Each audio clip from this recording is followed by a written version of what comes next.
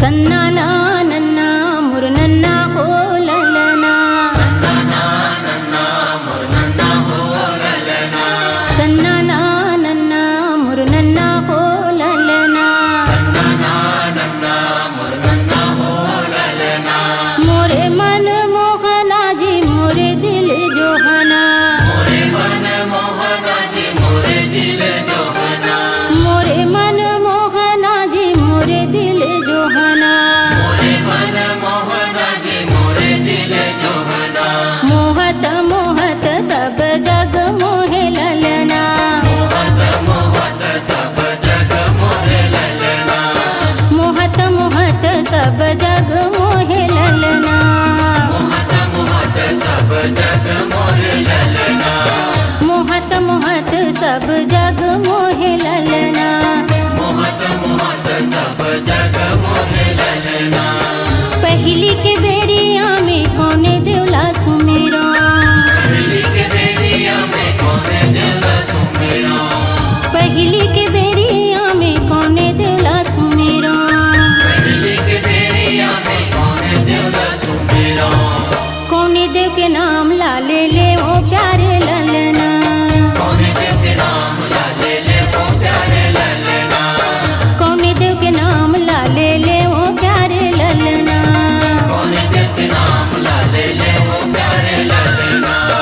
कौने देव के नाम लाले ले ओ प्यारे ललना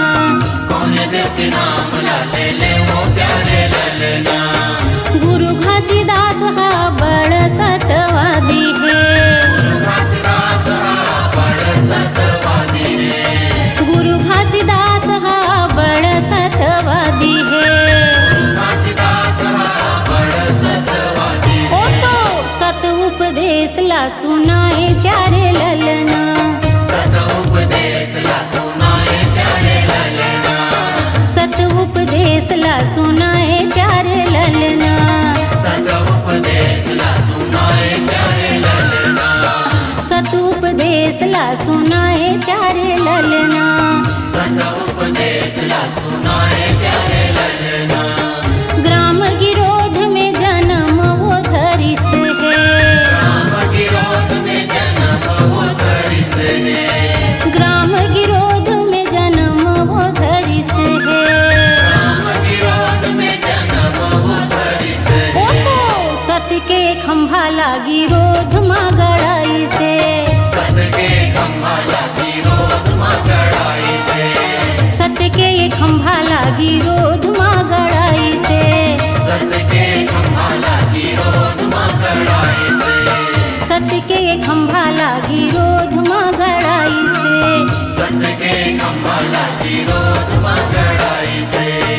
जाकर देखो जी भंडारपुरी में ललना जाकर देखो जी भंडारपुरी में ललना जाकर देखो जी भंडारपुरी में ललना जाकर देखो जी भंडारपुरी में ललना उहा सत के जोत जला थे प्यारे ललना सत के जोत जलते प्यारे ललना सत के जोत जला थे प्यारे ललना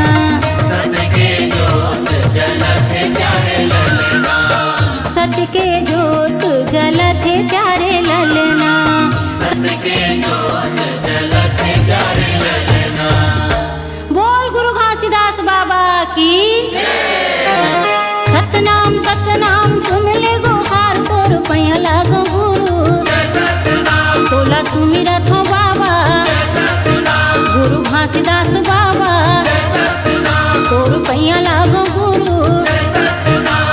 सतनाम सतनाम सुन ले गुहार तोर पैया लागो गुरु